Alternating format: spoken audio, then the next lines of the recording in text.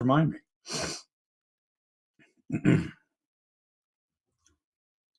All right, Hebsy, we're live on your YouTube channel. Very exciting. Welcome to the red carpet, everybody. This is so exciting. Such a busy day. So much going on in sports that I honestly, doing the show, putting it together, I was like, oh, geez, I forgot about the World Cup. Oh, man, that's right. Copa America, that's Argentina, Brazil. Oh, what about Canada basketball? What happened to us? I thought we were going to go to the Olympics. We had all these NBA stars. So these are things that just came up like the last couple of minutes just before we went to air here. And I said, oh my God, how could I forget about that? They're like every sport except for football is going on like right now, or has been going on this week. Every single sport in the world. And the Olympics begins soon. No fans. July 23rd. I guess like an hourly thing. First, it was nobody from outside of Japan can come. Then it was nobody inside Japan could come. And then it was, like, I think the opposition party went crazy saying, no, you can't do this. You know, you can't put Japan at risk. And the emperor or the prime minister said something else. And now the athletes are finding out that there will be no one in the stands. Will they sweeten the audio? Or will they have sound in the stadiums or in the arenas so that at least the participants can get the feel that maybe there are people, even though billions will be watching on television, it can be a made-for-TV event. So all this stuff that I was thinking of, never mind the Stanley Cup and the NBA Finals and the Jays and All-Star game coming up, and we got 4 All-Star starters for that, and wow, everything that's going on in sports. All right, I've got allergies too. So I apologize for this. Apologies in advance. Here's your task of the moment before we're a couple minutes away from starting, but I need you to retweet the Twitter tweet I tagged you in. Twitter tweet. Yeah, to retweet the Twitter tweet. Rock and Robin tweet. I have to find this. And while you're finding is this what you tweeted? Yeah. Stop what you're doing and watch Hebsy Man on Sports. We're live right now. I did tweet that, yes. How can I add to that? Like, what am I going to say? What he said. Stop what you're doing, because I'm about to ruin. Stop what you're doing. The image and the style that you're used to. Hey, Hebsy, I'm going to give you a heads up that there's after Hebsy on Sports, I'm dropping an episode. I did a part 2 of Kevin Hearn. And This episode is all about his relationship with Gord Downie. Nice. So it's, I think, highly recommended listening for you. It got heavy, man. It's very interesting. I always like hearing stories about Gord. Gord and I once had a conversation in, where were we? San Francisco. We were staying at this. I used to pick up legs of the Tragically Hip tour. Right. Those were my holidays. Smart. Not to the Caribbean, not to Europe, not on a golfing trip. Right. It was going and seeing the Hip, where, they're in California. They're opening for Page and Plant. Honey, kids, I'm going for holidays. Right. Smart. Smart. True. Smart. And so Gord and I had this one great conversation about everything and anything in life, well after one of their shows till the early hours in the morning. And we're staying in this motel that had sort of a courtyard, right? So the rooms were around the courtyard. And apparently, I guess Gord and I got into, not heated necessarily, but lively discussion. And all of a sudden we hear, will you guys shut the fuck up? From a balcony across the courtyard. Right. Apparently we were getting into it. Man, this guy couldn't sleep. And of course I felt like saying, do you have any idea who this is? Canadian royalty. But this was in San Francisco, and right. The chances were probably pretty good that the guy had no idea. Sure. But still, it was great. And then we went somewhere else to continue the conversation. Dude, you're going to love this because, Gord almost practically lived in Kevin's home during the Secret Path project. Very interesting. In that here's a fun fact, that Peter Mansbridge interview of Gord at the end, that was in Kevin's living room. Oh, is that right? That's Kevin's Mansbridge piano. told me that Gord was a scratch golfer. Oh. And then he kind of gave the game up. He was a great, great golfer when he was younger and gave the game up. And it was really, I never got that from him. And I never got a chance to ask Gord about that. But I know that, the other guys are, well, Robbie's not a golfer, but Paul Langlois and Gord Sinclair I played golf with a few times. Right.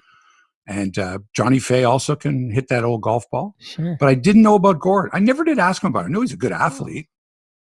But I never asked him about that. But Mansbridge told me that. And I said, geez, Peter, not that I was ever questioning Peter Mansbridge, but it was like, really? And then I'm thinking, did Gord tell you that? And maybe it wasn't true? Because Gord had that capacity. He could say something like that and get away with it. He said, oh, yeah, I was a scratch golfer. And he may well have been. I may be speaking out of turn. But it's also possible that he was just putting him on. I don't remember any golf lyrics in Tragically Hip songs. No. Gripping the club. Big show for you today, folks. All right. Big show for you. Hockey, basketball, soccer, golf, tennis. Oh, that's right. Wimbledon. Don't forget. And the Olympics. And a huge rift going on at ESPN. This has everything going for it. These is two women. One's black, one's white. One said that the other shouldn't have gotten her job because of her color, and it was a diversity thing at ESPN. I mean, it's a crash and burn, and it's all going on during the NBA Finals, where one of the women was supposed to be working, but she's been taken off the air because she said some things that she didn't think were being recorded. Listen, if you've got a camera in your room, just because you think you've turned it off, don't ever believe for a second that someone isn't watching. That somewhere, somehow, that feed is going into the server, and that some person who might not like the kind of work you do and has a copy of this tape to expose you. And it's happened many times before. I could tell you the story, but one of the global anchors got caught doing a promo and screwed up the promo and dropped a couple of F-bombs, and everyone thought that particular promo had been erased and that the good one ended up going on the air, but someone surreptitiously kept the recording, dubbed it over, and used it to their advantage down the road. It happened. I mean, we all remember the Gord Martineau tapes that some disgruntled cameraman leaked or whatever. What about the Gail Smith tapes, allegedly, with Conrad Holloway and stuff like that? It was just wild. There was some wild stuff going on. But anyway, this ESPN thing is huge. Okay. It's got everything. It's got like that kind of cat fighting stuff. It's salacious. Salacious, but also it's got everything in like an explosive powder keg, just ready to burn. And it's right during the NBA final. After your intro here, I'm ready to rock when you are, but after your intro here, let me just say hi to a bunch of the eager beavers on the YouTube. I like that they like to say good morning to us, so I like to. Thanks. It's appointment viewing and listening, though, isn't it? I hope so. Once a week. It is for me. Same time, 11:30, Sportsline every night, 9:20 a.m. Eastern time every Friday, Hebsy on Sports. You ready to do it, brother? I'm ready to do it, brother. All right. Recording in 5, 4, 3. The following podcast is proudly sponsored by Crosswinds Golf and Country Club in Burlington, Ontario. If you're looking for $1 million views on a pristine public golf course nestled within the Niagara Escarpment, you've got to visit Crosswinds. You just have to. I've been going there for years now, and it's because the people at Crosswinds really want you to enjoy yourself. They really do. There's some clubs out there, they just want your money. In fact, in a lot of cases, you don't even see a human being, Oh, yeah, you've booked online. You go right to your cart. It's waiting for you. You never see a human being. At Crosswinds, you see like 10 humans before you ever tee off, 12, 15. The marshals, the pro shop, just the folks at Crosswinds just making sure that you're going to have a great time. And let me tell you something. From the moment you drive through the gates, the place is special. You're greeted and treated like a member instead of just a number. Crosswinds is a championship par 72 course. It's in immaculate condition. Always. And it's great for golfers of all abilities. And they also offer tremendous banquet facilities when you're ready to host your big events. So go to crosswindsgolf.com, book your tee time online, and see what else they have to offer.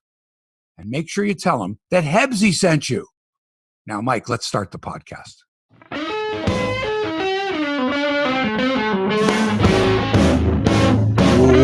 Live from Toronto, it's Hebsy on Sports episode 240.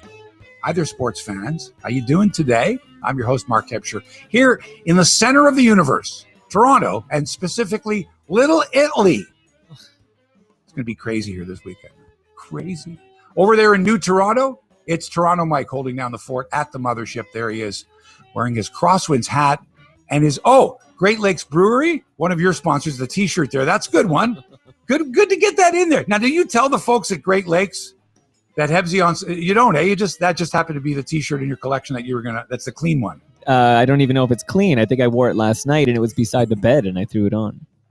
Yeah, I saw a Great Lakes Brewery sticker on a bike the other day. I was going to take a picture and send it to you. Oh, you should have done that. I know I should have.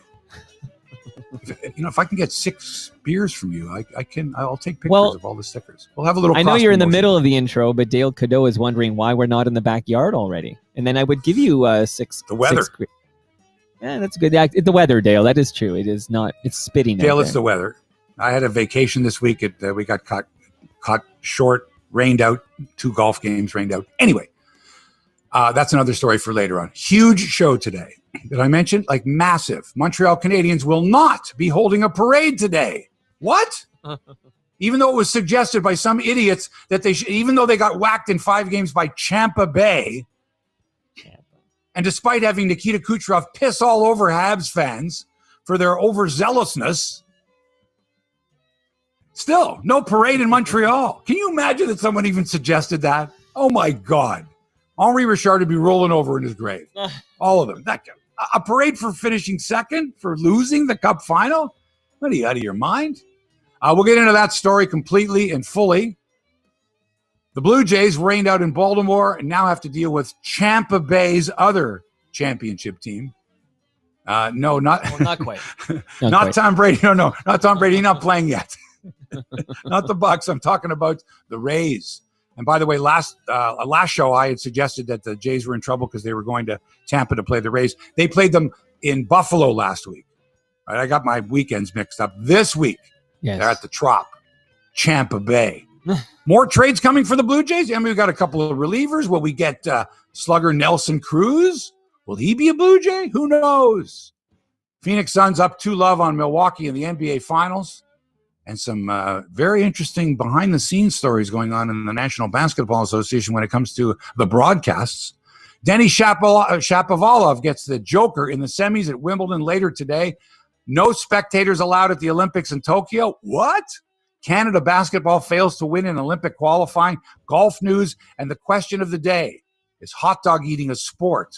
And should we be watching highlights of it on TSN and Sportsnet? I mean, they show the spelling bee, don't they? What if they had the spelling bee and you had to eat hot dogs too? What about if you combined the hot dog eating contest and the spelling bee? Now that I would watch.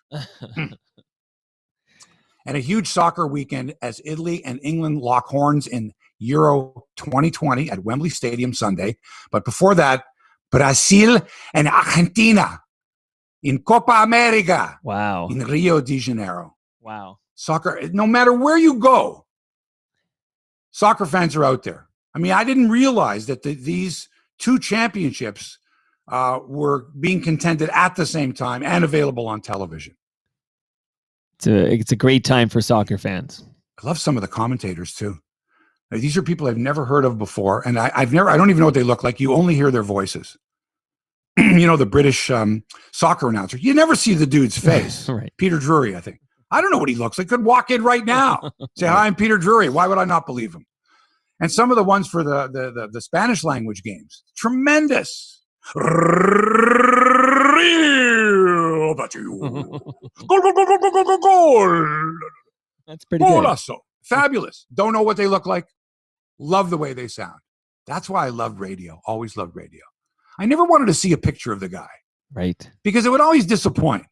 You know, you could think of him as this deep-voiced guy, probably big, tall guy, beautiful hair, and instead he's a little short, fat, bald guy. You know, a good example of that. Pipes. I think a good example of that would be like people who meet John Donaby for the first time.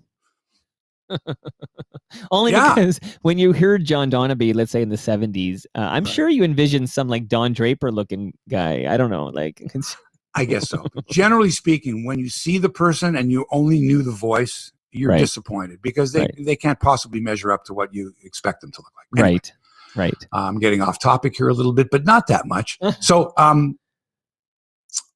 we've got 2 female anchors at ESPN, one black, one white.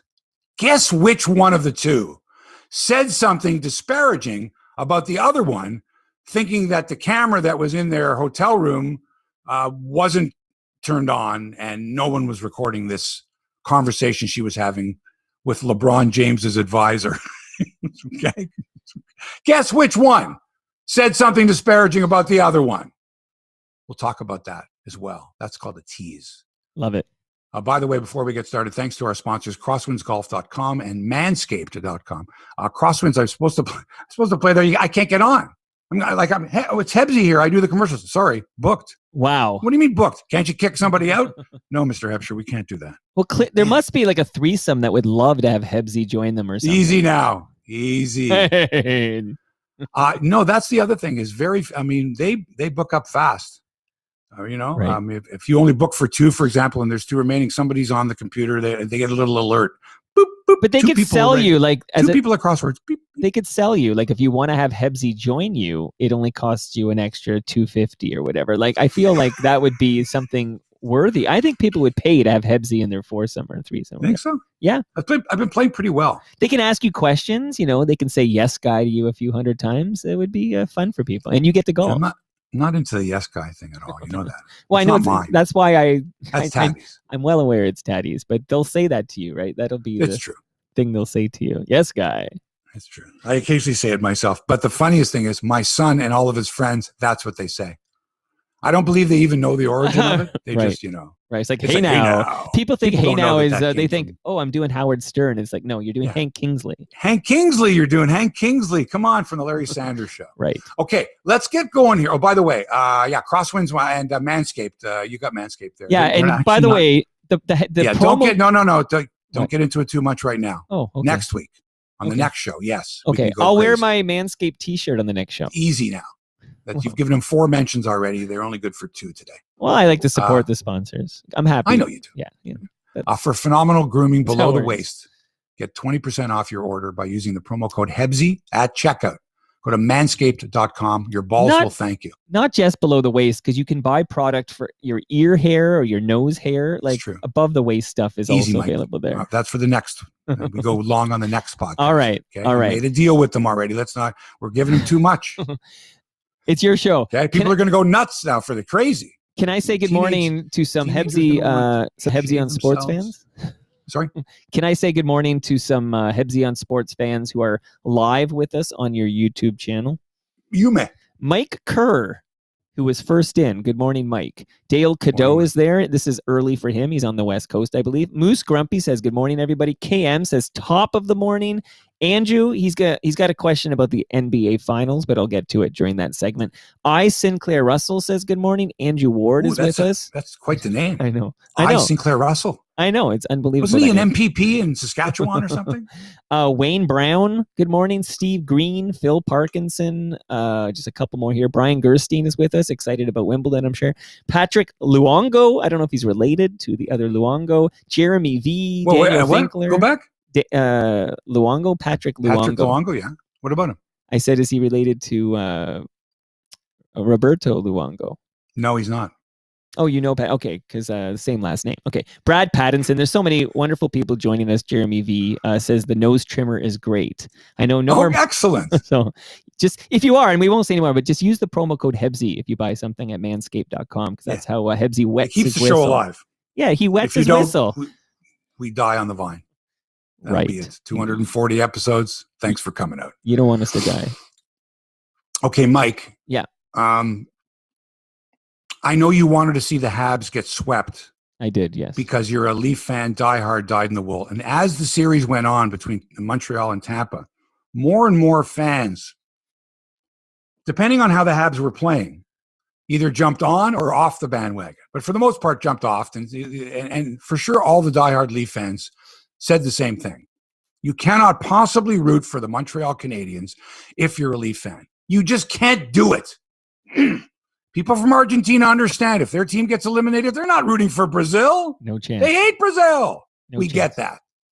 And so for years and years and years, while Montreal were winning all those Stanley Cups and Toronto was not, this was the perfect time to be anti-Montreal. And let's face it, the team you're rooting for was the much better team anyway during the regular season, the defending champions, and they deserve to win Tampa Bay, right? And so, but I thought, geez, I wonder how many Canadians, if you were to take a poll, would have said, excuse me, that they were rooting for the Habs to win.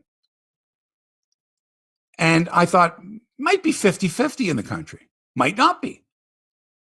Well, guess what? The Leger Marketing Company did a survey of 1,518 Canadians and asked who would they be rooting for in the Cup final. 57% checked the box for the Montreal Canadiens, with regional support strongest in Quebec, of course. Obviously. And weakest in the Prairie provinces. Oh. Maybe it's because the Habs knocked off the Winnipeg Jets. I don't know. They hate the big cities out west. They hate us too, I guess. So, Mike, the Habs were not Canada's team. I suspect that if the Leafs were in the finals, 75 to 80% of Canadians would be rooting for them, and maybe more. I don't know about not that, in Quebec. Hebsy. I don't know. Take about Quebec that. out of the equation. But everyone else, you're rooting for the Leafs. You're a Leaf fan. But right? can I ask, why would a Canucks fan root for the Leafs in the final? Like, I don't understand why fans of I'm not from Vancouver, but I know that a lot of people in Vancouver hate Toronto, but there are a lot of ex-Ontarians who would come out of the woodwork as, I grew up as a Leaf fan.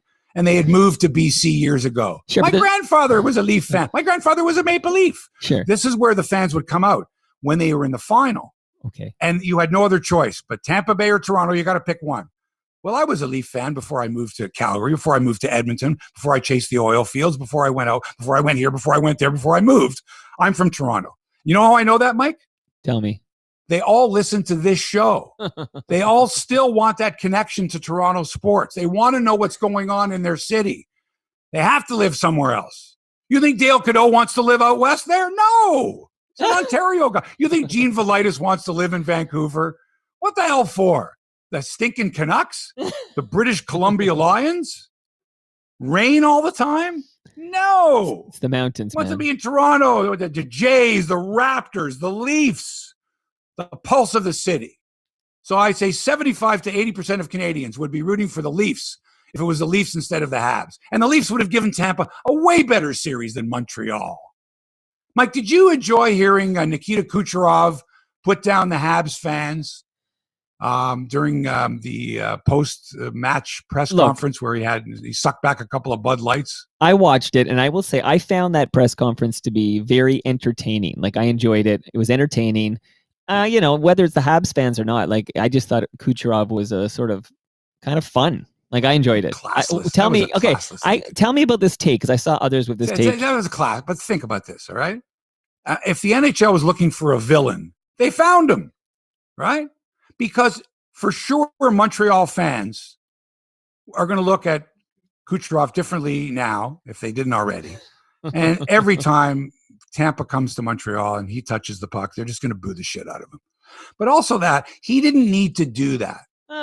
He didn't need to put down the Habs fans for oversell. Look, we all agree. They can take it. We all agree, right, that they completely overreacted, these young fans. These people who had never experienced a playoff victory of any sort. And now they've won 3 rounds of the playoffs and they're going giddy. Sure. And they're celebrating the fact that they weren't humiliated. All right. So we all agree that they went overboard. But do you think that would happen in Toronto?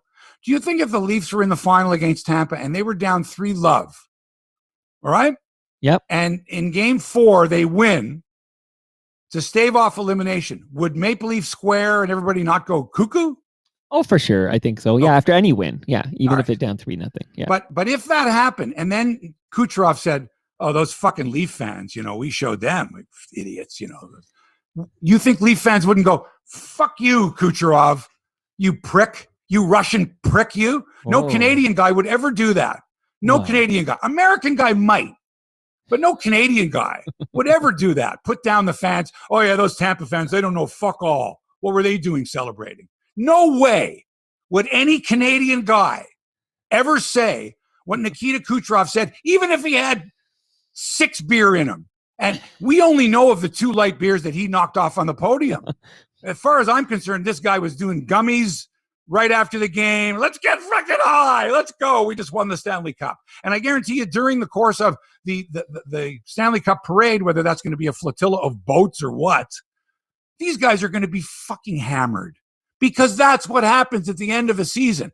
You and I blow off steam at the end of a week having a couple of drinks or a toke or whatever the hell. These guys just went through the season from hell. Right. All right?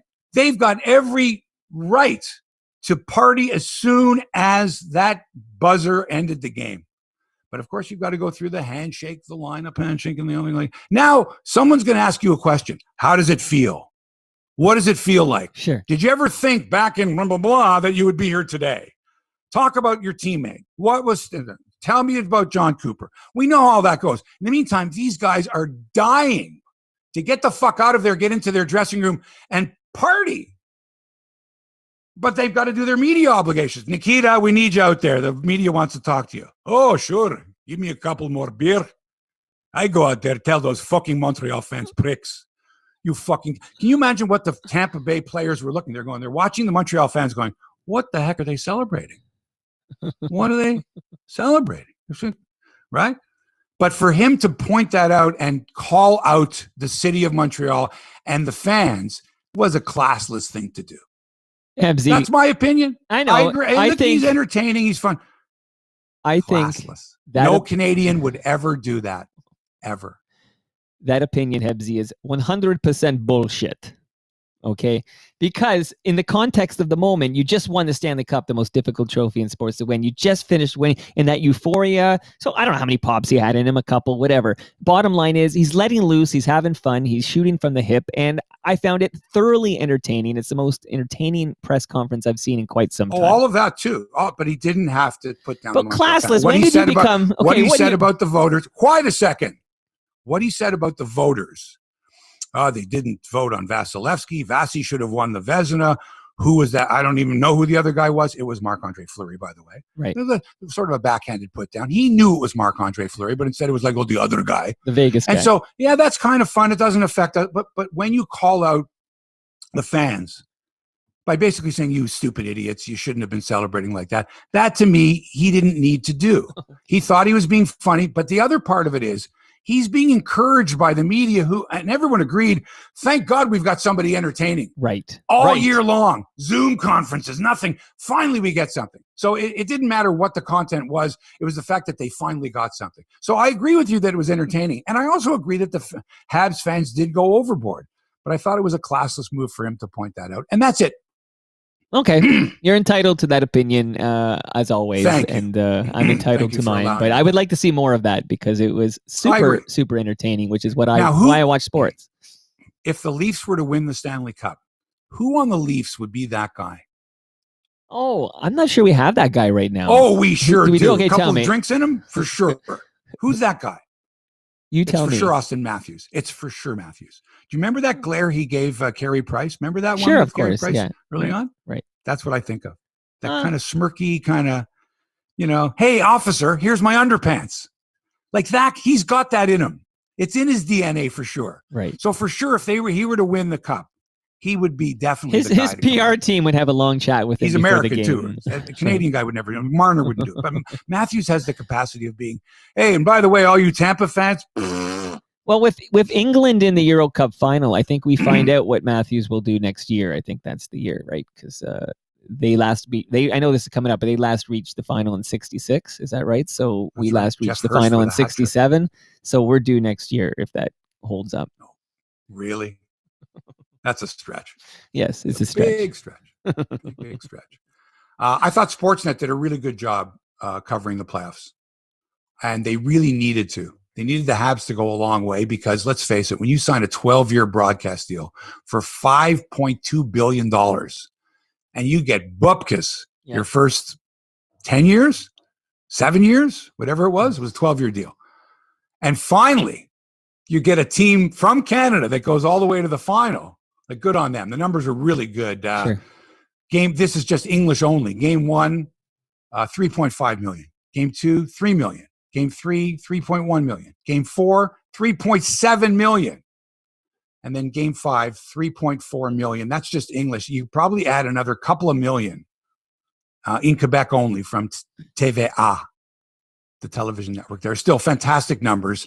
And this is where, this is the dice that they rolled back years ago in the hopes that they could go far in the playoffs with a Canadian team, and that those ad dollars in the playoffs, massive. Look at the numbers. When you say to someone, we can deliver you over 3 million, oh man, lineup forms to the right to be a sponsor on those games, right? For sure. But back to Hockey Night in Canada and the broadcast. Cuthbert, phenomenal on play. First time he's ever done the Stanley Cup Finals. So what happens when Jim Houston calls next season's Stanley Cup Finals? I don't know. I couldn't tell you. I don't even know what Jim Houston sounds like anymore. It's been so long since I've heard. I'm serious. Okay. Yeah.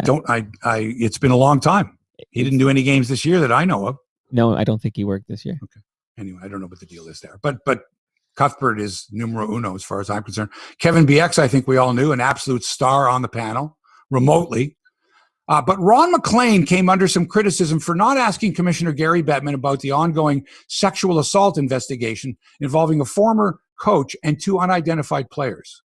Now, it was thought that the NHL might have told MacLean not to ask certain questions. And as you know, the NHL are partners with the broadcaster here, and you got to work in harmony there. And if the commissioner's office said, please no questions about the Chicago Blackhawks investigation, would MacLean say, I don't give a shit, I'm going to ask the question anyway? But according to Ron, he made the decision to not ask the question because the information that had already been out there, there was no update, nothing had changed, and he didn't feel it was necessary to ask any questions about this. What do you think, Mike?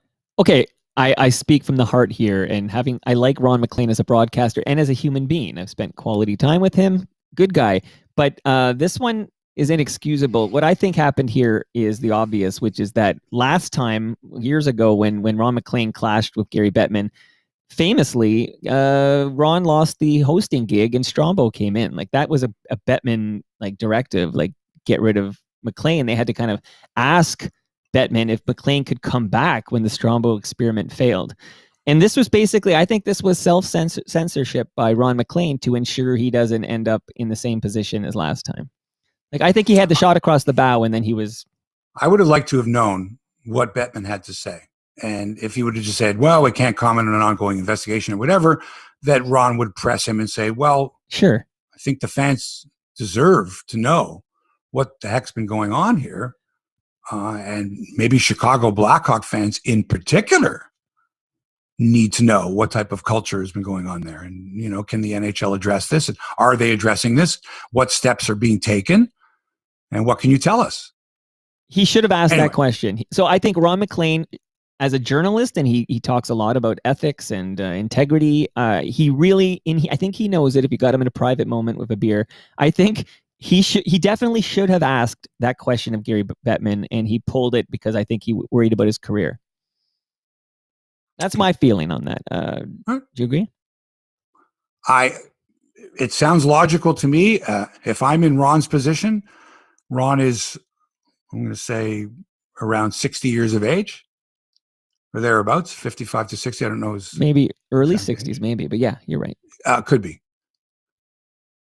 But if he feels that he's only got so many years left, and, if you pay attention to social media, there are people who are saying, Ron's got to go. We need someone younger in there, which is what they said back in 2014 when they signed the deal, right? Right. We need someone younger, whatever it was. I might do the same thing. Yeah, I think to save your career at this particular point, it's very difficult to determine what's more important to you, saving your career or the integrity that you feel that you have or that the viewers look to you for. Do you think Dave Hodge... The viewers look to Ron MacLean to ask those tough questions? Yeah. Did he disappoint the viewers? Right.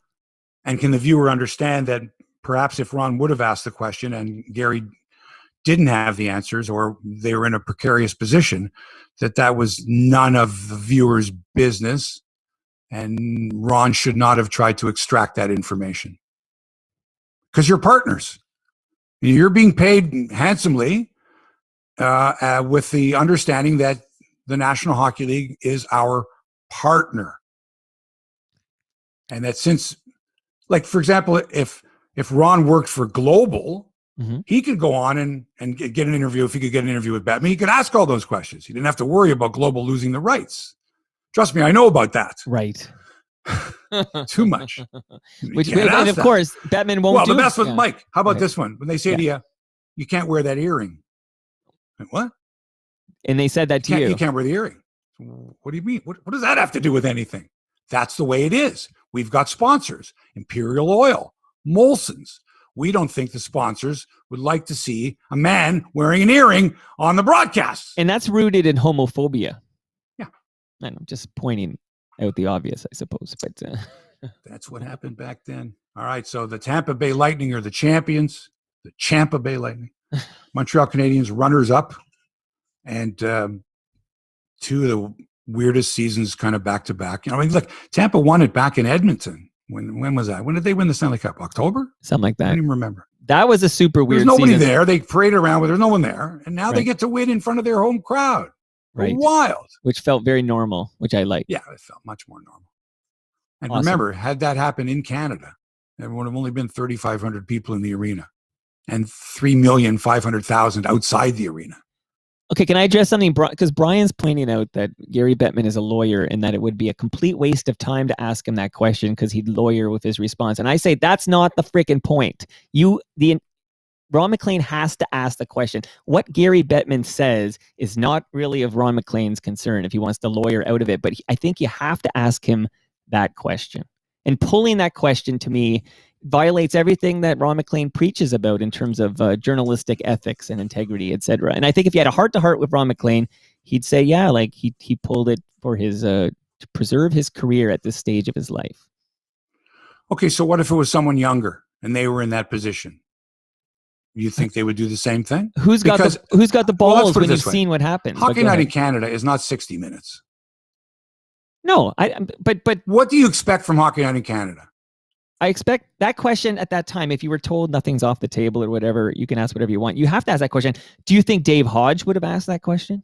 Of course. Yeah, of course, right? And why do you say of course? Because Dave Hodge puts the integrity ahead of the career, if you will. We have lots of evidence. But I also know that's right. But I also know that cost Dave Hodge at least 2 high-profile jobs. Right. He stuck by his guns, which I'll always admire him for. Yeah, sure. Was he at a point of his broadcast career where he knew that if he lost that job, he could get a job elsewhere? I don't know.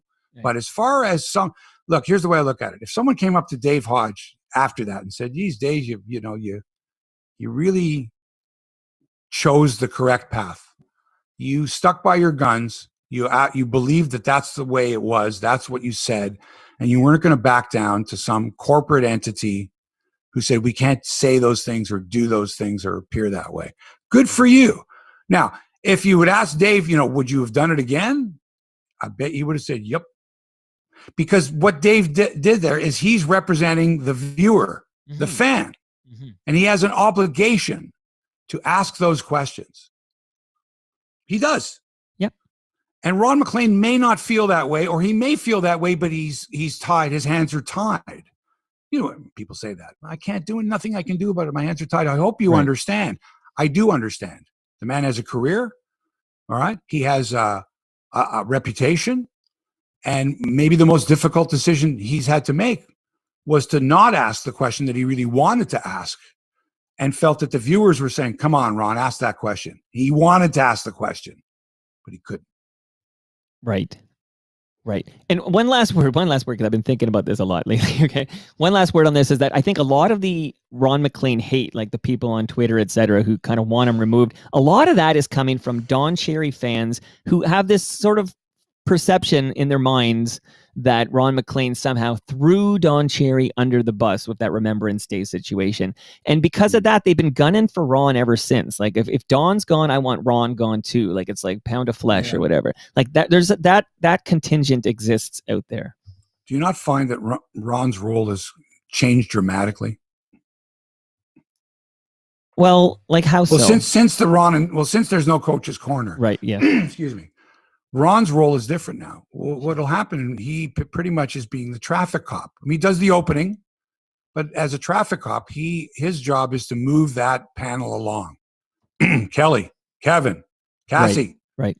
Jen, Boom. Like a And moderator. the other thing is, here's what I find incredible about television is you need to show two anchors or one anchor in order to introduce another anchor or two anchors right. who are going to introduce the experts. Right. There's way too much throwing. Like, why does Ron have to go, David Amber, David? Right. And then David goes, Ron, thank you. Right. Elliot, Anthony, and whatever. It's just too formula. It's like, I would love, for example, to hear someone interrupt and take over the, you know what I mean? Like Charles will do that sometimes. Charles Barkley will do that on Inside the NBA. He'll just sort of take over. There's no script there. He's going to go off about free throw shooting or this guy versus that guy or whatever. That's what Hockey Night in Canada needs. That's what they need, as opposed to, all right, Kelly, let's talk about Carey Price. It just becomes so kind of predictable there. But when there's a little riff, when Kevin Bieksa disagrees with Cassie Campbell, and then maybe is told, hey, Kevin, maybe you want to take a few days off. And then we'll tell people that this was a prearranged vacation during the middle of the Stanley Cup playoffs, which no one ever took before. All right. So obviously Kevin's either pretty confident in his ability to get a job in hockey broadcasting, or maybe that little riff with Jen or with Cassie, I can't remember. Maybe they kind of said, yeah, you know what? You don't need to do this series here. You don't need to be on every night. And that's still speculative, right? We don't have any, okay. Don't know. And you're not going to get it either. No one's going to admit anything to you. But don't you find it strange that a broadcaster that's doing really well would drop off in the middle of the Stanley Cup playoffs? He had a kid. Cherry never did. A graduation ceremony. I don't know. The guys on the satellite hot stove never. Al Strachan didn't say, like, I know it's the Cup semifinal, but sorry, man. I promised my kid I was going to spend 5 days at Marineland. No. Right. They don't do that after the season. Probably didn't want to do that either. Something happened. Interesting. And final word, because I'm seeing a lot of buzz on Twitter. It's the fourth time you said final thing. James Duthie, who's great. Remember, before Strombo was hired to take the Ron MacLean hosting job, they made a big offer. Scott Moore and the Sportsnet people made an offer to James Duthie to jump ship. He told me this himself in this studio I'm in right now. So James Duthie was going to leave TSN, come to Sportsnet, but Duthie decided to be loyal to TSN. I don't see why that would change now, because there's a bit of buzz on Twitter about Duthie coming in and taking the Ron MacLean job at Sportsnet. If he made that decision then, I don't know why he would. I didn't hear that rumor. Yeah, like I think maybe Jonah from what was the rumor? Duthie to ESPN. Well, that's what I heard. But that's based on nothing either. I think from that, then people started to extrapolate. Why is it based on nothing? If Duthie is a multiple award winner and is like the face of hockey. Okay, well, it's based on Duthie being good at his job, right? Yeah. Well, wouldn't you want to get someone that's good at their job? Yeah, sure. Or is James Duthie facing someone a diversity situation where it's just, can we find someone who's not a white male to do this job? Possibly. I don't know. I do not know. But anyway, again, that will be the last time I say the last thing I want to say, because that's ridiculous. You're right. No, come on. I'm just kidding with you. How about some baseball? Jays were rained out last night in Baltimore.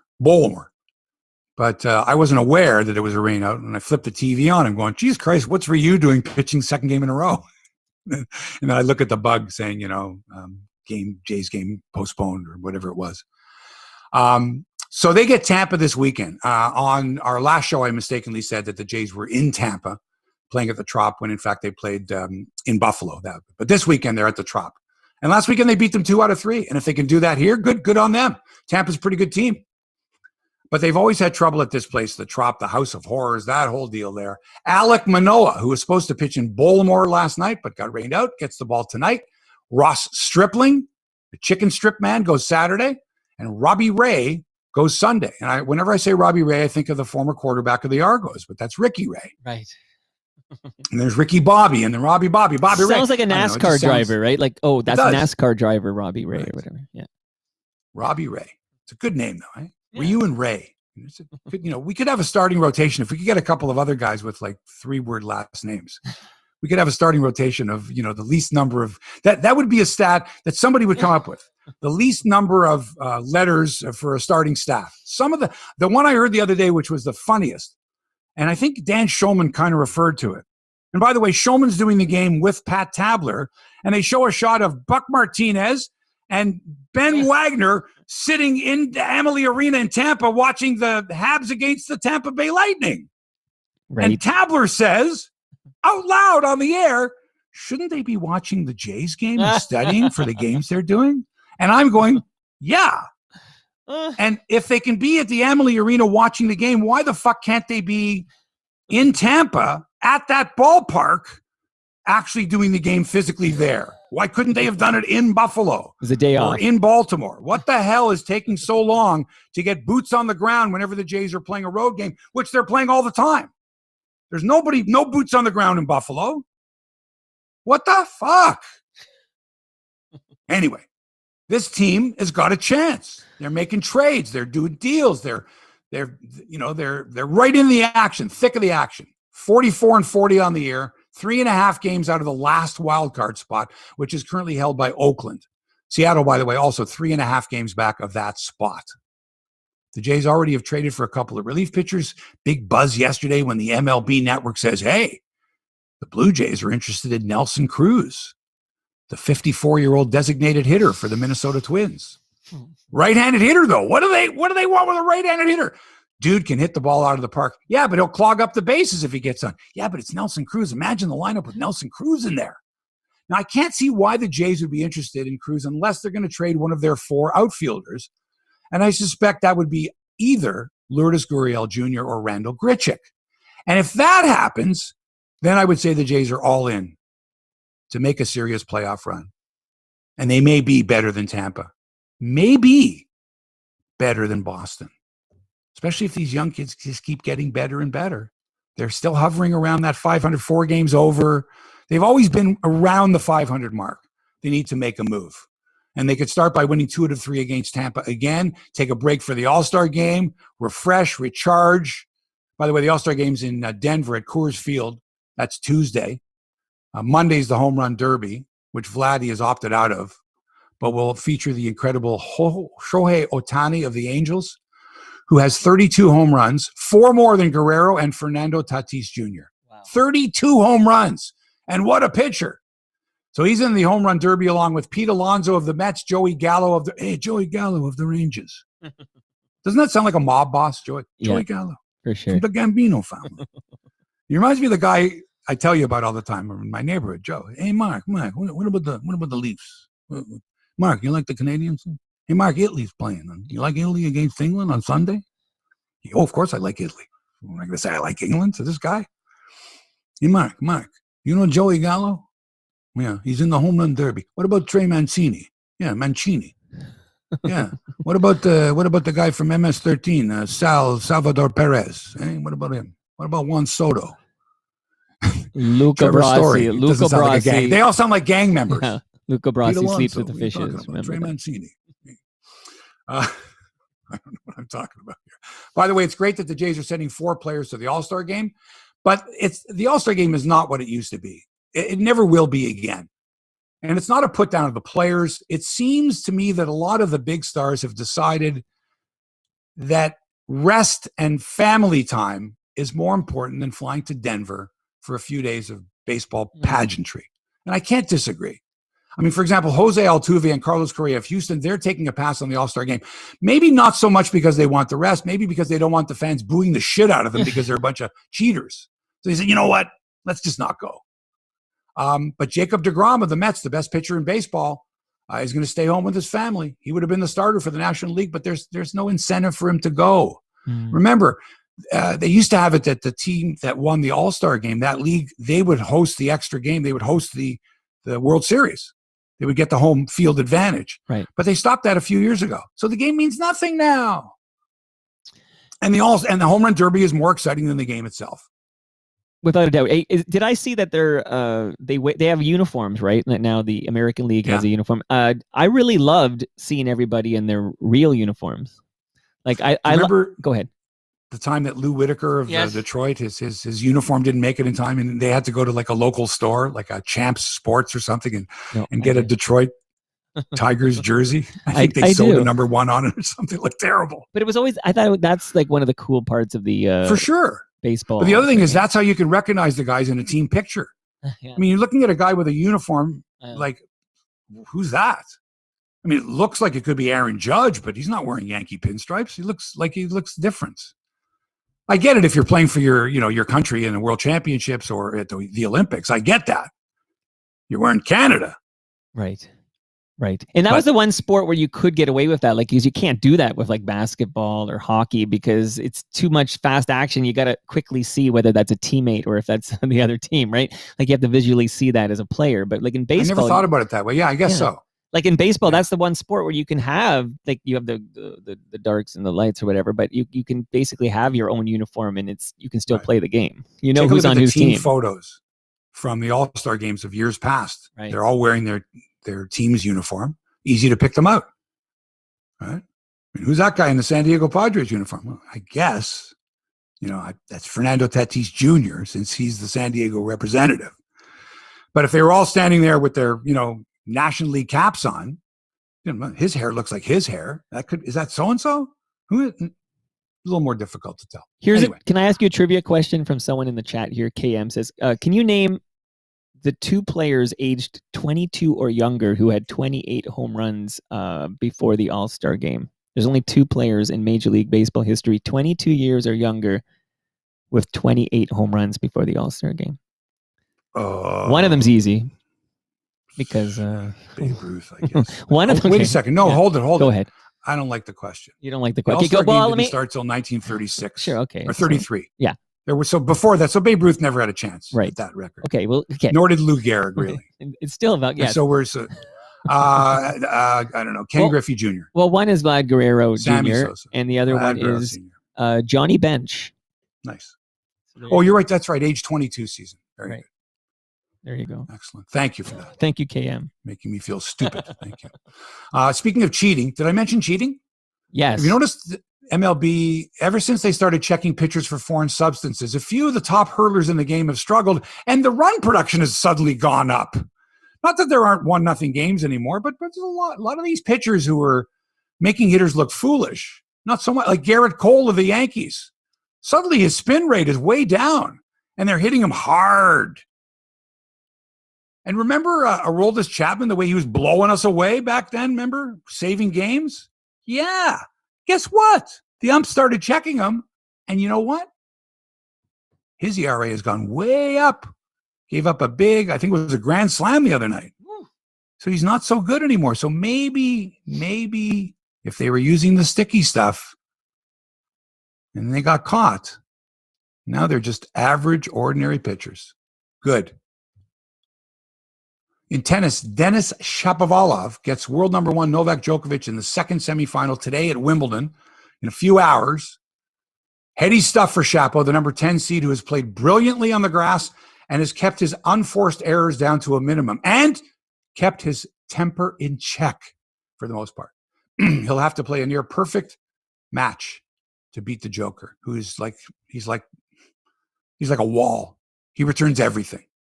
You can't get the ball by him. He might be the best returner of serve in the history of tennis. Wow. He's that good. Any chance for Shapo? Like any chance at all for Shapo? Sure. Okay. Absolutely. He's going to have to play near perfect tennis.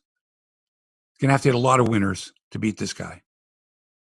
Because, I mean, he'll wear you out, Djokovic. He'll just wear you out. I think the Joker will likely win. I'll give Dennis a set. Joker in 4 sets. The other one's going on now. Hurkacz and Berrettini is the other semifinal. The men's final goes Sunday. The women's final is tomorrow, featuring number 1 seed Ash Barty of Australia and the 8th seed Karolina Pliskova of the Czech Republic. I'm told. And by the way, during the Felix Auger-Aliassime Matteo Berrettini match, during the quarterfinal match in the 4th set, ESPN split the screen and showed Roger Federer's press conference at the same time as the match. So instead of getting into the match, which was at that point was quite very close in the 4th set, and getting the feel of it and watching Felix play, we saw it in the corner of the screen while we heard Roger Federer answering questions about, are you going to retire, and blah, blah, blah, blah, blah. I thought that was just a Bush move by ESPN. I wanted to watch the tennis. I tuned in to watch the tennis. I can watch Roger Federer anytime. Or tell me that the Roger Federer press conference is on another channel somewhere.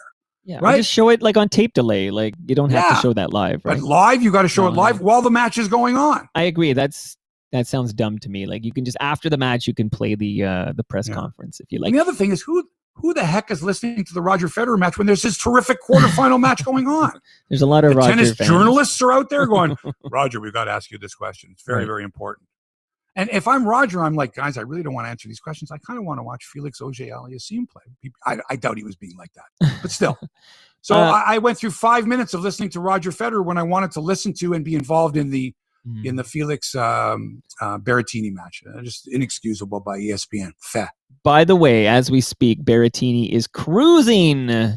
He's got a hell of a serve into the finals, so it looks like he's up 2 sets to love. Now, do you know that let me think about this. Felix and Matteo are dating cousins. Oh, I didn't know that. The two girls they're dating are cousins.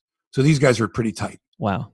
And if you notice also, when the match is over, for the most part, the men are very, huggy and tapping each other's chest and tossing the hair of the other person. And the women barely look at each other and like tap rackets.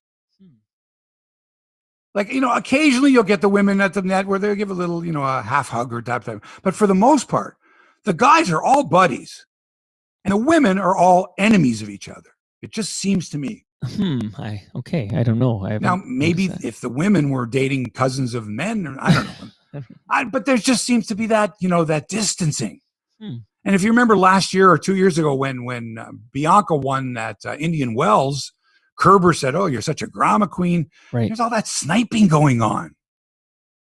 All that shit that goes on. Women snapping at each other. Anyway, in golf, it's the John Deere Classic in Silvis, Illinois. Sebastian Munoz and Chesson Hadley both shot 8 under par 63s to tie for the first round lead. Top Canadian Nick Taylor at 4 under. David Hearn and Roger Sloan both at 1 under par. The Marathon Classic on the LPGA Tour, the Brooke Henderson finished her opening round at 1 under par. The leader, Nasa Hataoka, shot at 10 under par 61. Wow.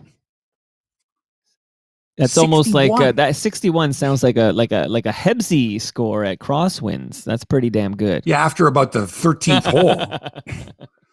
That's right. Yeah, here's the funny thing, Mike. I've been promoting Crosswinds for years. It's a great golf course. I don't have to tell you. I love playing there. The problem is that I can't get on like I used to be able to. I used to be able to call the pro shop or go online and there'd be a tee time. Now, it's much more difficult.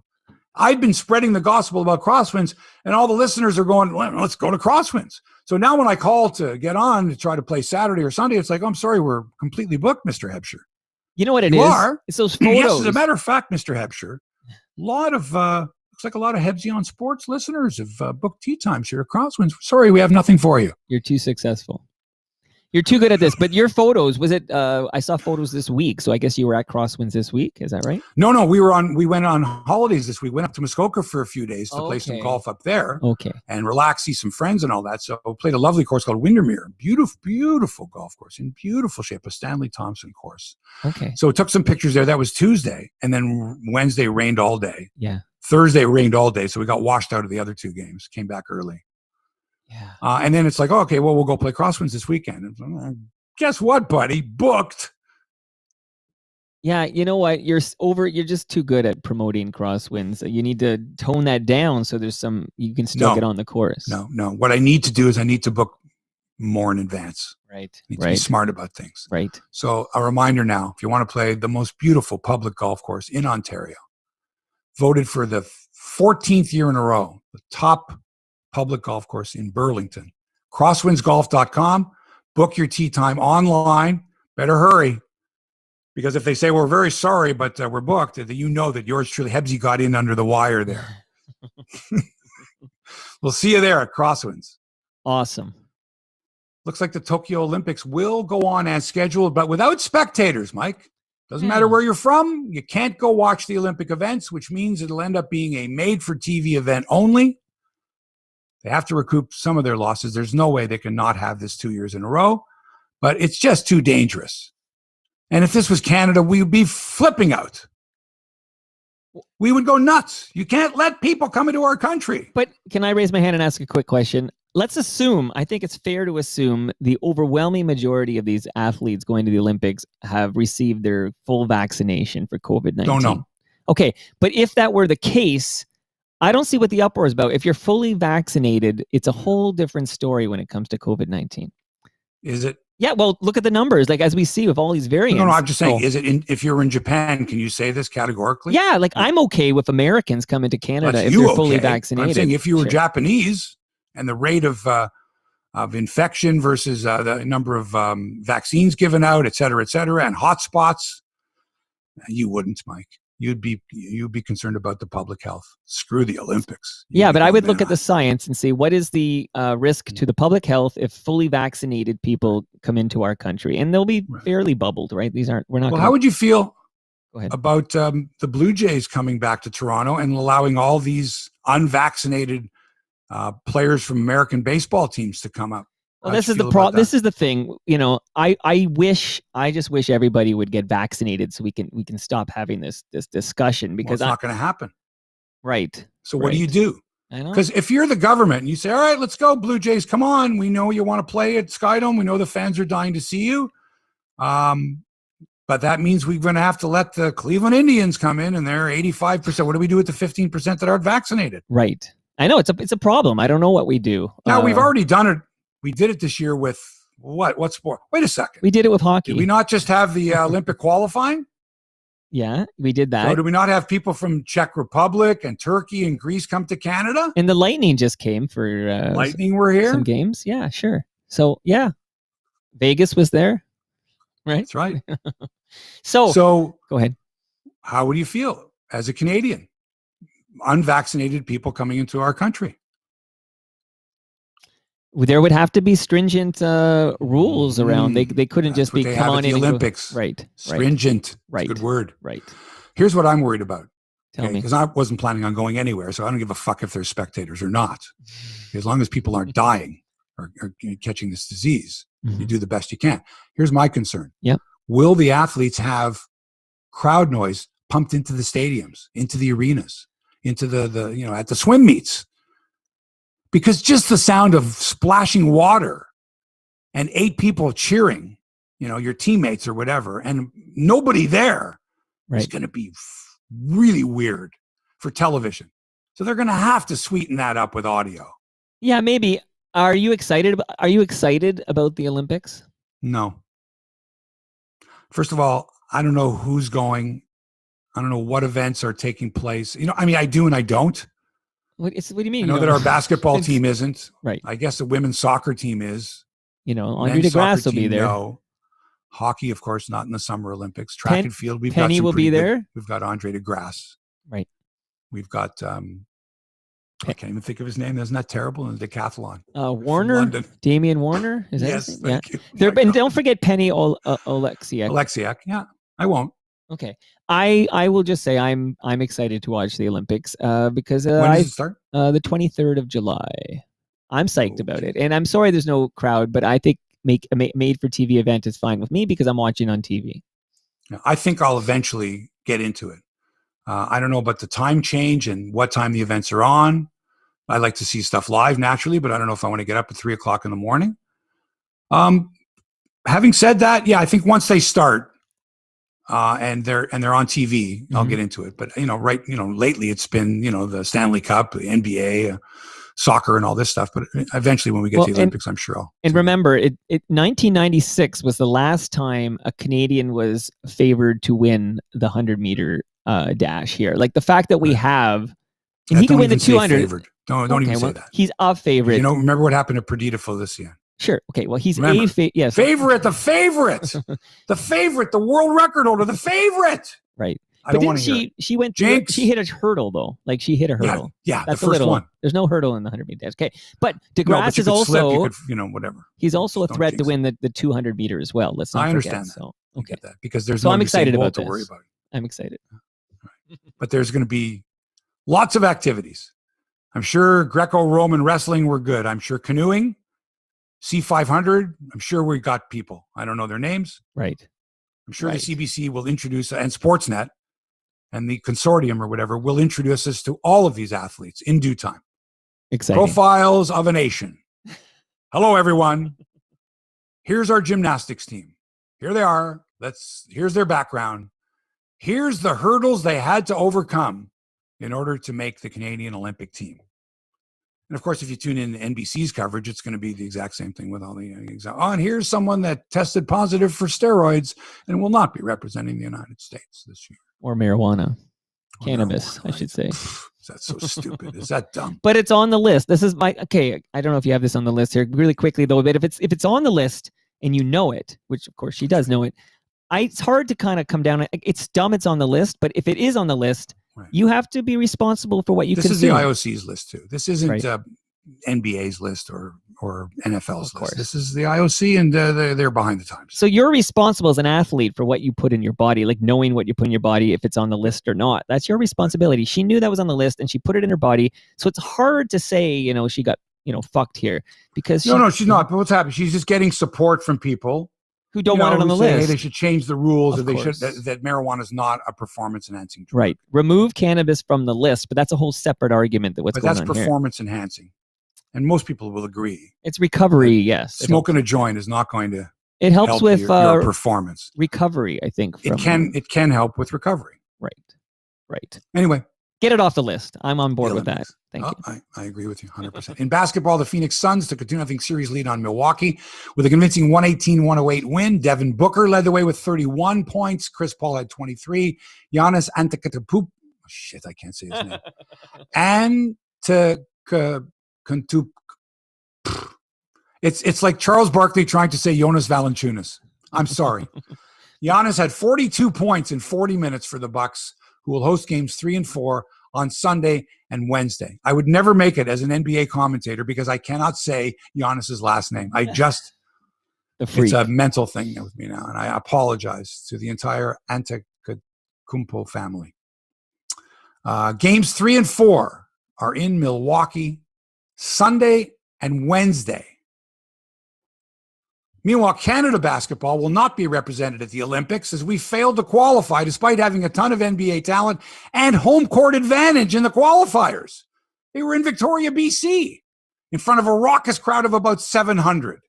Canada was beaten by the Czech Republic in the semifinals last Saturday, in case you missed it, 103-101 in overtime, one of the most exciting games I've ever seen. They were down 9 points in the last minute and came back and tied it and then lost in OT. Great game, but we lost. The Czechs ended up beating the Greeks in the final, and they're in the Olympic Games. So good for them. Back to the drawing board for Canada, despite having the likes of RJ Barrett, Andrew Wiggins, Corey Joseph, Trey Lyles, Andrew Nicholson, many other elite players, but not Jamal Murray. A healthy Jamal Murray would have really helped this team. But having said that, Denver might have gone a long way and still been in the NBA playoffs, and he wouldn't be able to play anyway. But still, we got a lot of talent in this country.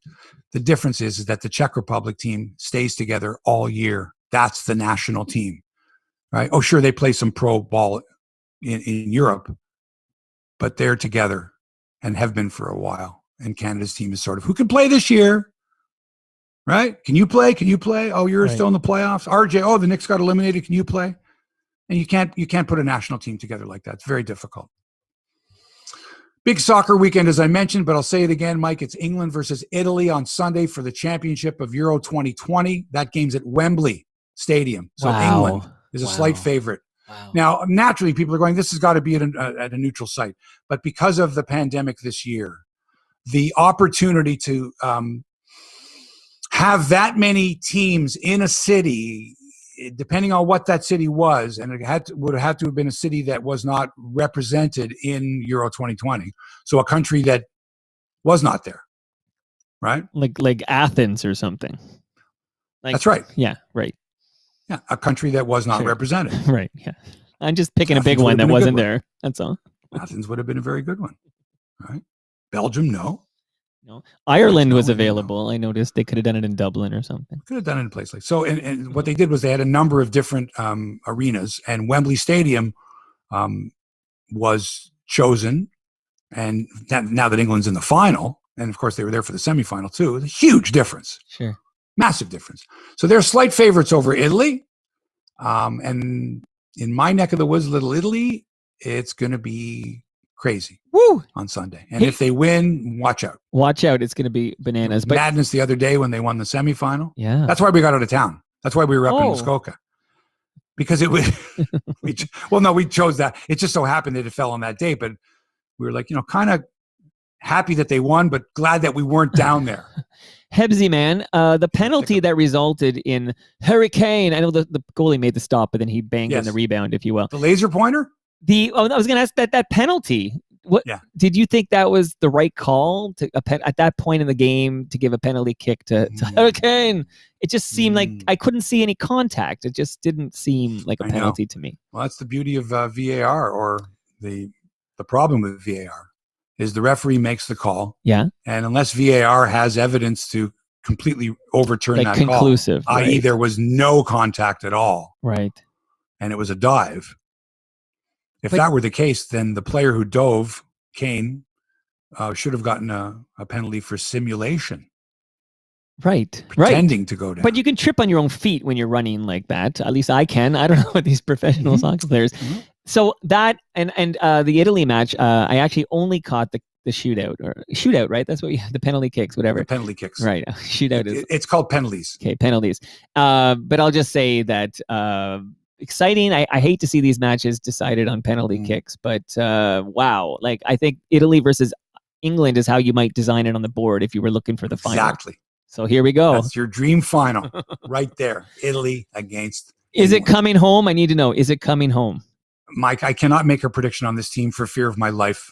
Honest to God. But you're a big Harry Kane fan, right? Like, he's one of your Spurs guys? He is a Spurs guy. He's a San Antonio Spur. Is that right? Like, you have to be careful with this. You have to be very, very careful. All right. I don't want to offend anyone. I hope it's a good game. Right. Also, in my neck of the woods, because I don't live far from, Koreatown. Korea's not in, but there are a lot of South Americans down where I live. And the Portuguese, when Portugal's not involved, will root for Brazil. They double dip.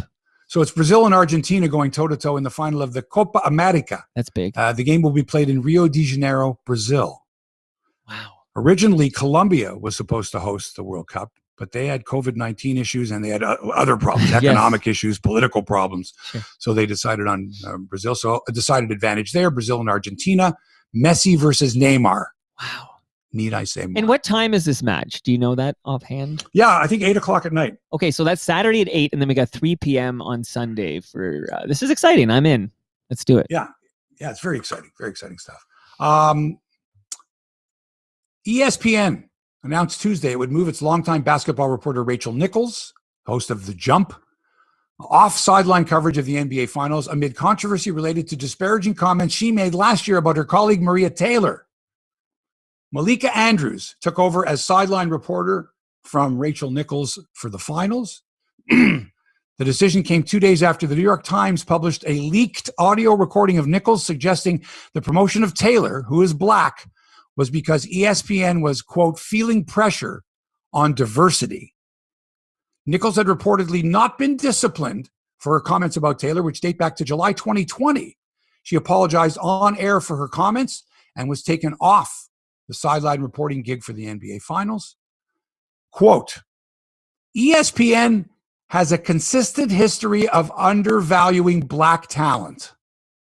That from former ESPN anchor Jamel Hill, who told the Los Angeles Times, quote, this isn't a Rachel versus Maria story. This is a story about why ESPN didn't value Maria enough to allow her to take full ownership of the job. ESPN collects black faces, but it seems like that when those black faces become black voices, it's a problem. Interesting. End quote. That's from Jamel Hill. What a quote. Who got pretty political during her career at ESPN and said a lot of things that upset a lot of people, but were her thoughts about Black Lives Matter, about Me Too, and ESPN didn't like that, and she was out. That's quite the quote.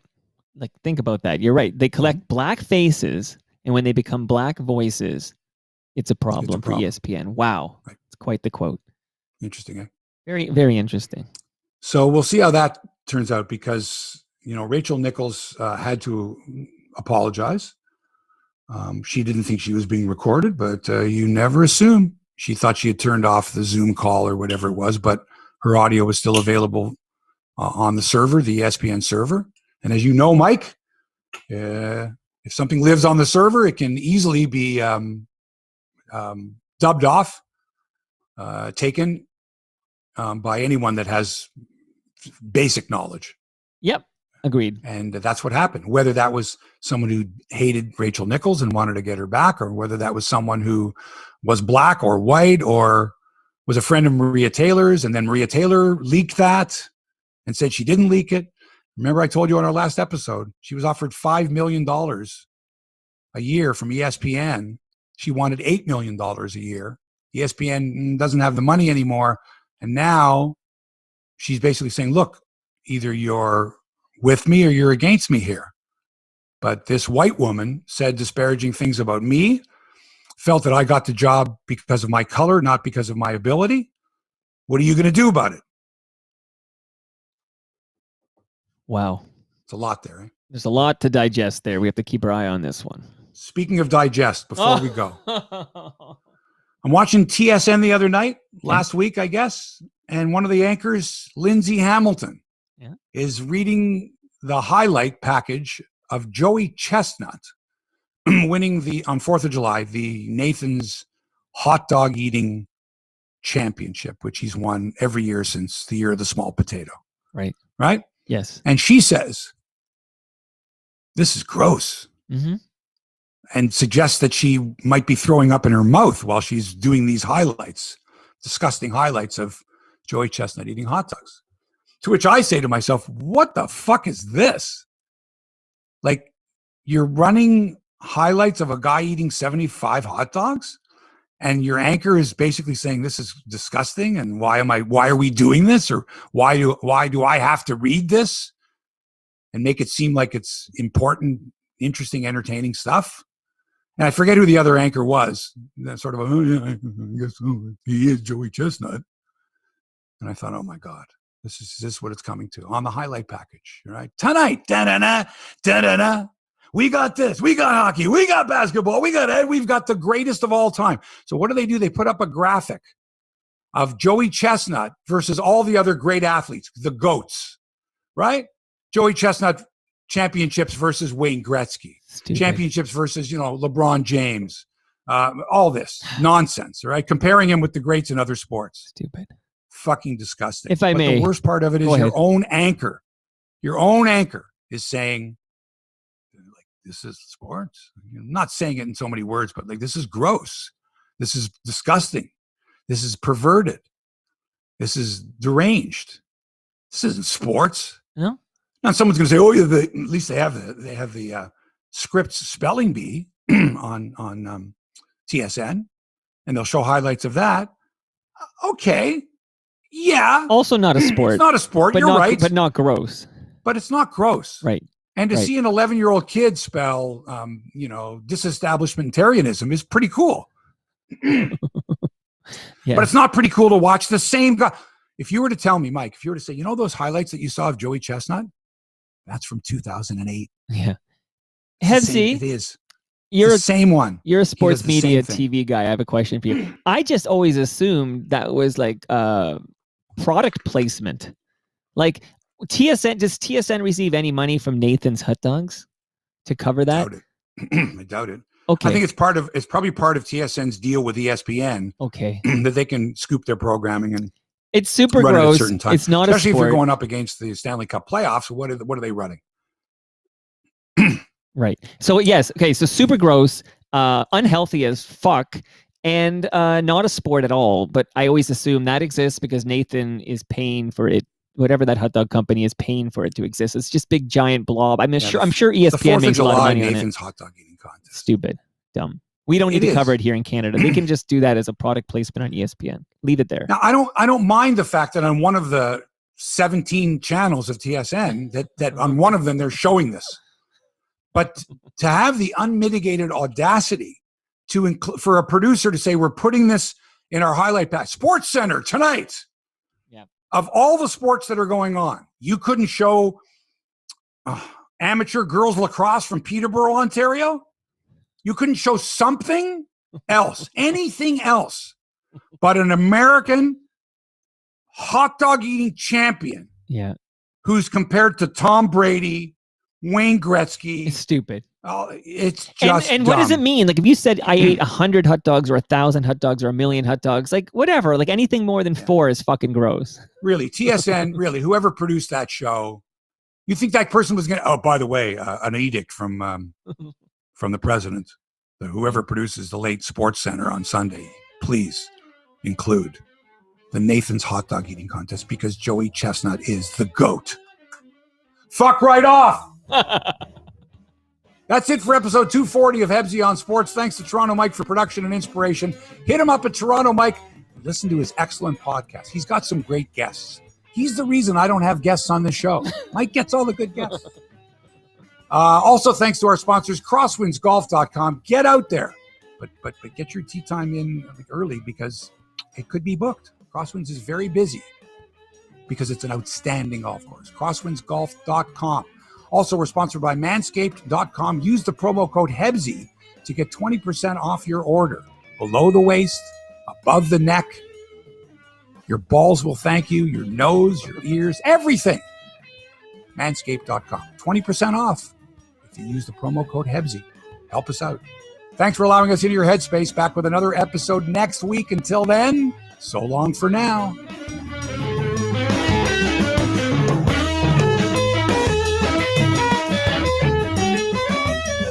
This podcast has been produced by TMDS and accelerated by Roam Phone.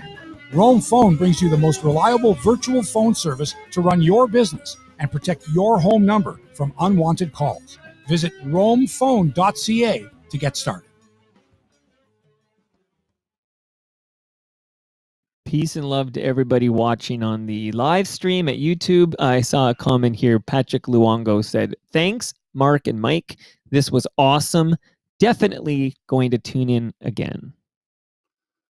Right on, Patrick. So Patrick's got to go on and tell your cousin Roberto to tune in too. Friends too. See, that's the key. Tell 5 friends, right? What? I want to hear somebody talk sports that knows what they're talking about and isn't a slave to a corporate master. Right. You don't have to worry about pissing off Gary Bettman.